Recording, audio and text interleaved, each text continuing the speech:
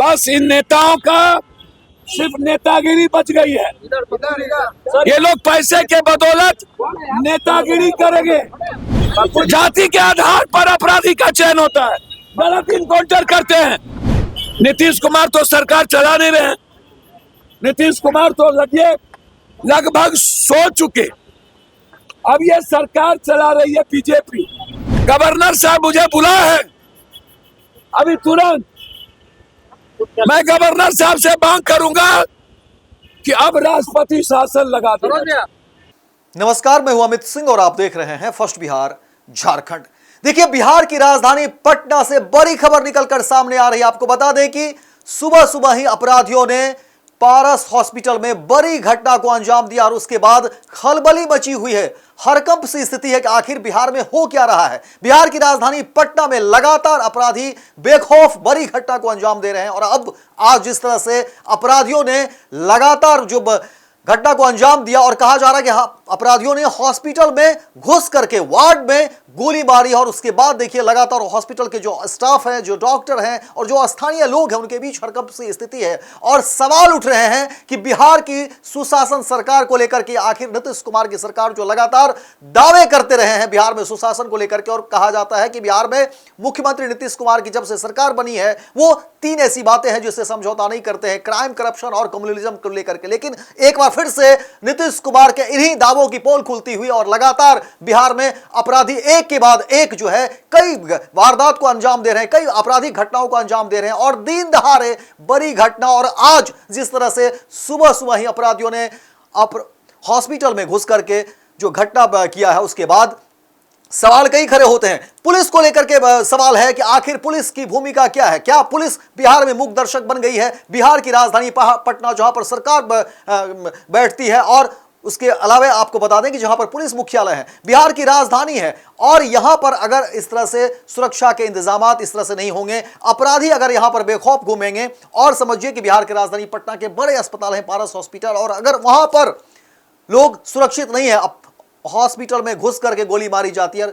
अब कहा जा रहा है कि बिहार में राष्ट्रपति शासन की मांग, कई तरह के सवाल जो है उठ रहे हैं। विपक्ष पूरी तरह से हमलावर है और देखिए पूरी घटना के बाद देखिए पप्पू यादव पारस हॉस्पिटल पहुंच गए हैं। पप्पू यादव पारस हॉस्पिटल पहुंचते ही राष्ट्रपति शासन की मांग कर दी और कहा कि सरकार का इकबाल खत्म है। मुख्यमंत्री नीतीश कुमार अब सोए हुए हैं, चिर निंद्रा में हैं और यह सरकार बीजेपी चला रही है। एक बड़ा आरोप पप्पू यादव ने लगाया। पूर्णिया से सांसद है पप्पू यादव, और पप्पू यादव जिस तरह से पारस में घटना घटी उसके बाद तुरंत ही पहुंचते हैं और मोर्चा पप्पू यादव ने खोल दिया है। मीडिया के सामने पप्पू यादव ने कई तरह के बयान दिए और कहा कि देखिए ये सुशासन की सरकार नहीं है, ये पीछे से कोई और चला रहा है। मुख्यमंत्री नीतीश कुमार अब कुछ करने की स्थिति में नहीं है। एक बड़ा और गंभीर आरोप, और कहा कि देखिए ये सरकार पीछे से बीजेपी चला रही है। जो पुलिस महकमे के लोग हैं उसके ऊपर भी बड़ा सवाल जो है पप्पू यादव ने उठाया और कहा कि देखिए बिहार में पुलिस की स्थिति क्या हो गई है, बिहार में सरकार की स्थिति क्या है, और अब ऐसे में राष्ट्रपति शासन का लगना जो है वो बेहद जरूरी है। और कहा कि राज्यपाल ने हमें बुलाया है, वहां हमारी बात हुई है और हम राज्यपाल से मिलकर के जो है तमाम चीजों का खुलासा करेंगे। और सवाल एक बार फिर से कि क्या बिहार में राष्ट्रपति शासन लगने जा रहा है? कई तरह के सवाल है। विपक्ष का भी इस पूरे मामले पर बड़ा आरोप, लेकिन पप्पू यादव क्या कुछ कह रहे हैं उसको एक बार सुनिए। अब कुछ बाकी है बिहार में। 200 मीटर पर हेडक्वार्टर, बगल में थाना, और उस कैदी के साथ 12 राइफल, और उसके बाद डॉक्टर पर क्या बच गया? कुछ बच गया है सर, कुछ बच गया है। बिहार के 13 करोड़ लोगों के जीवन पर हमला।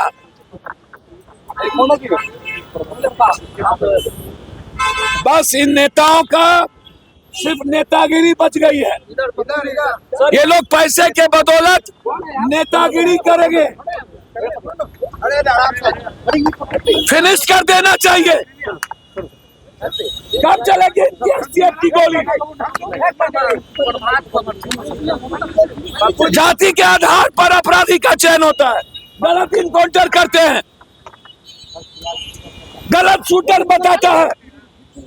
और ये लोग शूटर को बचाते हैं। कौन सा शासन चल रहा है? का गठन हुआ है। गैंगवार हो गई है। शासन चल रहा है।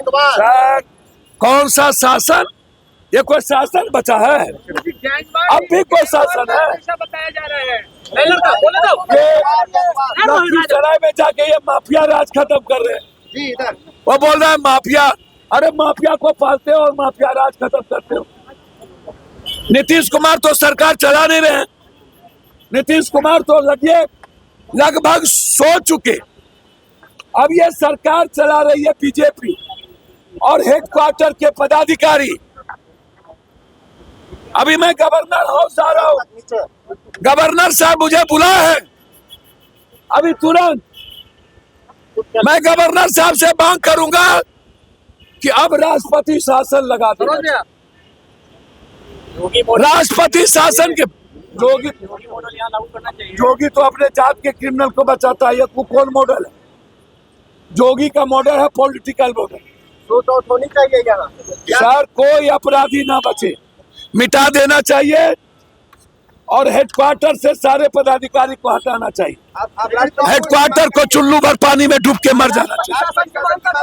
मैं कह रहा हूँ अब राष्ट्रपति शासन, चूंकि नीतीश कुमार जी का शासन है नहीं, परोक्ष में बीजेपी का शासन है, इसीलिए हम तो चाहेंगे अब यहाँ राष्ट्रपति शासन। तो देखा आपने, पप्पू यादव लगातार अपनी बात कह रहे हैं और सुशासन पर बड़ा आरोप लगा रहे हैं। देखना दिलचस्प होगा कि इस पूरे मामले में अब क्या कुछ चीजें होती है, आखिर कौन है वो अपराधी, क्या है पूरी खबर जो है। जैसे हमारी इस पर नजर बनी हुई है लगातार, और जो भी अपडेट होगा हमारी कोशिश होगी कि फर्स्ट बिहार झारखंड पर पूरी खबर आपको दिखाएं। लेकिन फिलहाल बिहार की राजधानी पटना में हड़कंप मचा हुआ है और हर तरफ लोग इसी बात की चर्चा कर रहे हैं कि क्या बिहार में सुशासन की सरकार वाकई है, और अगर है तो फिर अपराधी बेलगाम क्यों घूम रहे हैं। पनोरमा ग्रुप, जो सोचता है वो करता है। आपके अपने सपनों का आशियाना। ये लो मुंह मीठा करो, आज मैंने अपना जॉब छोड़ दिया, अब हम पूर्णिया वापस जाएंगे। जॉब छोड़ दिया है? मतलब ये घर कैसे चलेगा? हम करेंगे क्या? और माँ बाबूजी क्या बोलेंगे? इसलिए मैं एक और मिठाई का डब्बा लाया। अपने बिजनेस के लिए लोन अप्रूव हो गया। अरे लोन अप्रूव हो गया वो तो ठीक है, लेकिन पूर्णिया में हम रहेंगे कहाँ? अपना घर भी तो नहीं है वहाँ। इसलिए तो एक और मिठाई का डब्बा अलग से लाया हूँ। हमने पूर्णिया में घर ले लिया है, पूर्णिया के ई होम्स पैनोरमा में। पूर्णिया में पैनोरमा ग्रुप लेकर आए हैं ई होम्स पैनोरमा। बड़ा घर, आलीशान जिंदगी और अत्याधुनिक सुविधाओं के संग। अरे अब क्यों मुंह मीठा करवा रही हो? क्योंकि हम घर वापसी जो कर रहे हैं। घर वापसी की खुशी पूर्णिया में ई होम्स पैनोरमा के संग। ई Homes Panorama, luxurious lifestyle redefined.